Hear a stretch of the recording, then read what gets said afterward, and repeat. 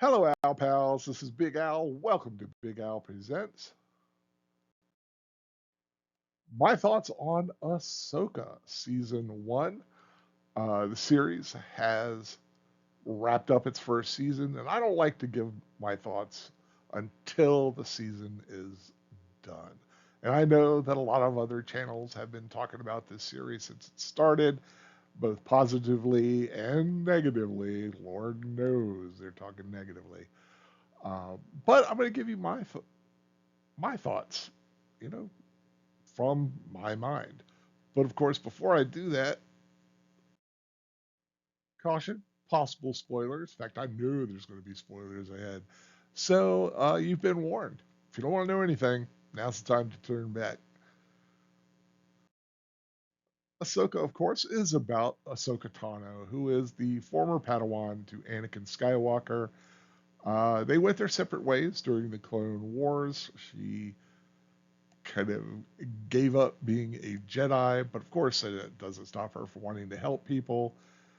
And during Star Wars Rebels, definitely played a major part in helping them. But now she is worried that Grand Admiral Thrawn may be about to return to the galaxy thanks to some of the bad guys. Grand Admiral Thrawn was cast out of this galaxy thanks to the help of Ezra Bridger and the hyperspace whales called Purgils. And but does he return? Well, that's what the series answers. And I'll let you know right up. Yeah, he returns. He's back, boys and girls. Let's start talking. We talk about the casting for the most part. I think the casting was brilliant. Of course, Rosario Dawson has been playing Ahsoka since Mandalorian season 2. I think she does a fine job. I think one negative is that she does not feel like the star of her own series. I think too much emphasis is put on the supporting characters, especially Sabine Wren, who is played by Natasha Liu Bortizo. Of course, if you've never watched Star Wars Rebels, you don't know who Sabine is. So uh, watch that series. Rebels was a very good series, and I think it's well worth watching that as part of the Star Wars lore. But I think Natasha did a wonderful job embodying Sabine Wren. I think everybody that was cast to portray the characters from Rebels did a did a fantastic job. Mary Elizabeth Winstead, who's married to Ewan McGregor, so keeping it in the family, playing Hera, and especially Ephraim, I mean, sorry, Emin Esfandi, who plays Ezra Bridger, embodies Ezra Bridger. He has the vocal cadence, the uh, I don't know that youthful attitude that Ezra has, and just some of the things that he was doing when he finally showed up, just are so identifiable with that character. Uh, so much so, I really hope that they take advantage of having this actor and pair him up with Hera's son, Jason, who is also the son of his master, Kanan Jarrus, and maybe we have a little Master Padawan show. Uh, I don't know, but I really like his his portrayal as Ezra. And of course, you can't have Star Wars without droids. David Tennant voicing Hu Yang, who is the lightsaber expert, who has been helping the Jedi's for thousands of years. Wonderfully sarcastic, and I think David Tennant just has the perfect voice for that character. And we get to see Chopper from Rebels in live action, and he's probably my third favorite droid after R2 and 3PO. So wonderful to see Chopper. Dave Filoni does the voice, which is kind of a squeaky.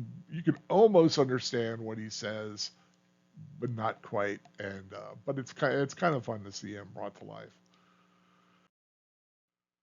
The most intriguing characters from the series: Balen Skull and Shin Hati, the former Jedi and his Padawan. Balen Skull, portrayed by, sadly, the late Ray Stevenson, is one of the most interesting characters I have seen in Star Wars since the original trilogy. And to lose him so soon after filming this season is a tragedy on par with losing Carrie Fisher, I believe. Of course, nothing. Carrie Fisher's that's like losing our truly losing our princess. But Ray Stevenson just brought so much nobility to this character in such a short time. Almost every move he made, every word he said, carried uh, just it was mesmerizing to watch him on screen. And I don't know how they're going to deal with his absence, if at all. He seemed to have a interesting future ahead of him. At the As was indicated at the very end of the series, dealing with the Mortis gods. And so I don't know what they're going to do with that. But rest in peace, Ray. Thank you for this character because it is a true treasure. And you have Shin Hati, played by Ivana Sakano, who I think uh, definitely found her place within Star Wars lore. Another very intriguing character. You don't know if she is evil, misled, uh, or just trying to find her place in the galaxy. Uh, just doesn't say a lot, but has wonderful expressions. Uh, so I'm hoping we get to see more of her. The Dathomirian Night Sister, Morgan Elsbeth, who is played by Diana Lee Inosanto, of course, returned from her first portrayal of Morgan in Mandalorian season 2, where she fought Ahsoka but was captured. Of course, she gets rescued in this series and helps bring back the main big bad moving forward, Grand Admiral Thrawn, who is one of the most magnetic villains since since George Lucas's time. Uh, if you ever read the Thrawn trilogy, you know how cool and calculating he is. They definitely needed the right actor to portray him, and Lars Mikkelsen was the right actor to portray him. He just brings this sense of calm and control to the character. I think they nailed it. I'm looking forward to see what kind of chaos he brings to the galaxy now that he is back, and to see Hayden Christensen once more as Anakin Skywalker, and then pairing Anakin with young Ahsoka, played by Ariana Greenblatt. Uh, uh, they kind of interacted in a Force vision going on in the world between worlds, and Hayden Christensen, thankfully, has truly kind of been embraced again. He kind of had a rough time after the prequel trilogies. Yeah, a lot of people kind of were down on his performance, which I really don't think was his fault. And to find him uh, gaining the love of the fandom again, I think, is a wonderful thing. And the series ended on him The Force Ghost Anakin looking over proudly at his Padawan, and I just think that was a beautiful way to end the series. Overall, I really enjoyed the show, and is it? But I can be honest. Is it as great as Andor or The Mandalorian has been? No, there are some issues that I did have with it. Uh, but like I said, overall, really, really liked it. Things that I didn't like were, I mentioned earlier, Ahsoka didn't seem like the focus of her own show. It seemed more like Sabine's show, uh, or Ben Ezra. It seemed like whoever was on the screen with her or seemed to be more the focus. The only time, only when she was by herself did she really feel seem to be the focus. Um, Another issue I had was I think the action was a little more sparse than I would have liked it. I would like to have seen maybe one action sequence per show, a little bit more. Uh, Small, just a personal thing. I'm a pacing guy, and sometimes I'm like waiting for that next battle, and I just sometimes I don't like waiting that long for it. That could be just a personal thing, but hey, that's what I think. Uh, I also did not like the fact that in the series finale or the season finale, excuse me, that they did not bring in Balen or Shin the entire time until the very, very end as kind of a wrap up cameo deal. And I think not utilizing them in the finale somehow was a big mistake because like I said, they were the best part of this season. And I think them not using them kind of dropped the ball on it. Another issue I have, and it's an issue I think a lot of people have had, just how many people can use the Force. Sabine had never really seemed like a possible Force user until now. I had the discussion with Professor Geek uh, several weeks ago when before Sabine had used the Force. There was a lot of talk about, oh well, she could use the Force now. It's like no, technically no, she has not used the Force. But I did tell him I fully expect that she will be able to before the season's out. Of course, I was right.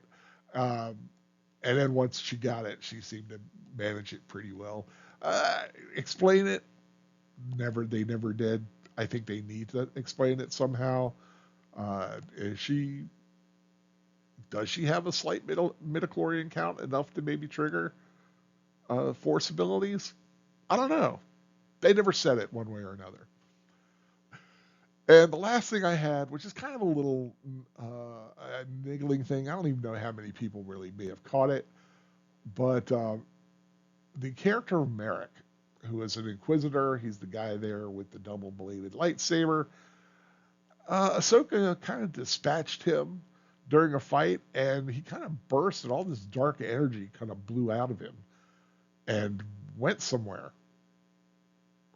They never mentioned anything else about it again. And in fact, they just never mentioned anything about him at all again. He's kind of an intriguing little, idea, and then suddenly he's gone. I think once again there were a lot of theories about who he was. Was it Star Killer kind of reanimated and his dark energy bringing him to life? Could it have been a resurrected Kanan Jarrus uh, being his spirit being used by the Night Sisters? They never explained anything, and I think it was could hey, never know, like could bring it up in a future season. I don't know. They didn't now, and it kind of bugged me. So those were some of the issues I had with it. So no, Ahsoka is not a perfect series. but it still had some great stuff in it. I'm sorry, you know me, I'm a ship nerd.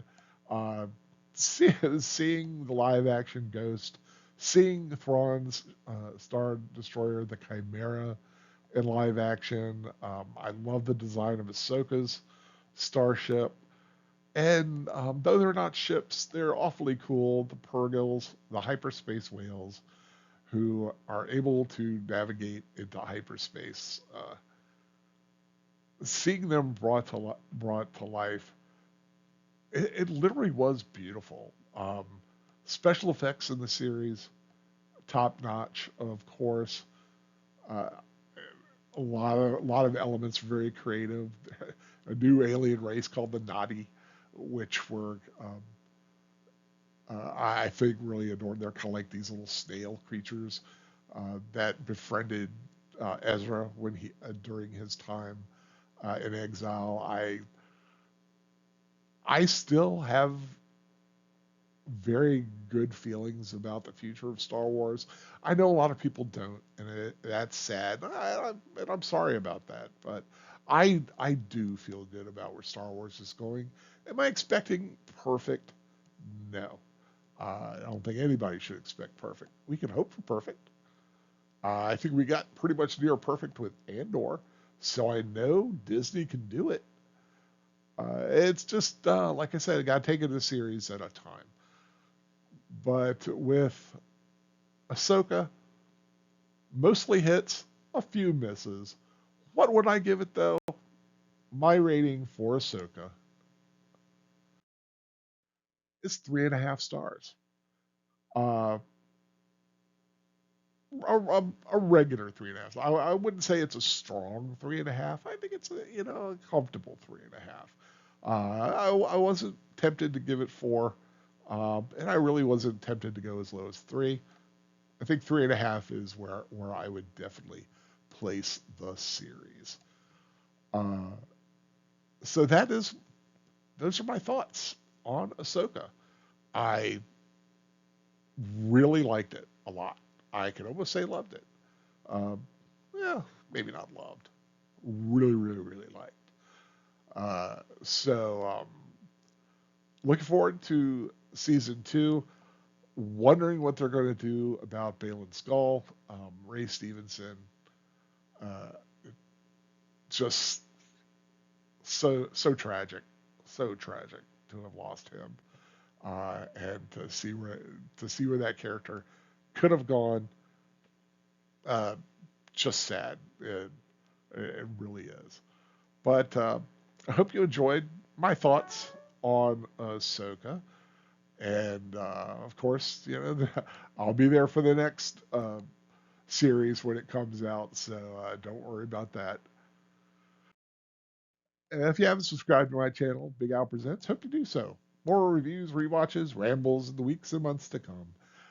If you did like this video, I would really appreciate a thumbs up and share it around. I know not everybody out there is anti-Star Wars, anti-Disney, or whatever, and may just wondering what good old Big Al thought about Ahsoka. Well, share it around. You could let them know. Until next time, hope everybody finds something fun to watch. Take care, everybody, and may the Force be with you.